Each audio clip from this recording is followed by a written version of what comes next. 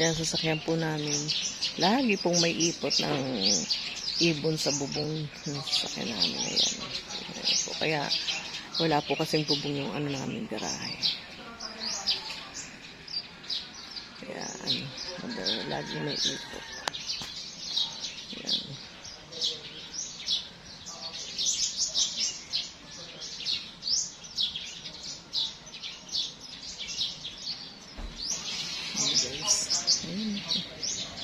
Ibon. Ayan o, saan siya guys.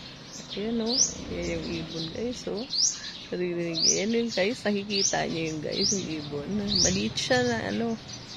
Hindi ko alam kung ang tawag doon. Pipit ba? Or iba, mahaba yung tuka niya eh. Maliit lang siya eh. Guys. Ayan guys. Ayan. Ayan. Ayan guys, diba? Ayan.